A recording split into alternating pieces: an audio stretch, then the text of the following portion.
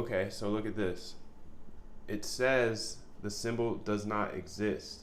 Phoenix does not have market symbol BTC USD. So the above, I'm just gonna paste this in, see what happens. And now this is just testing with you. Phoenix does not have the market symbol BTC USD. Please correct that in the above code. Let's see what happens here. I know what the market symbol is,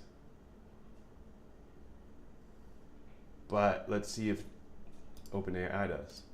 So the way I look at this is I don't think immediately it's gonna remove the need for developers like you and I, or maybe just I, and if you're learning this, you eventually. But I think as a developer, this is gonna speed things up a lot.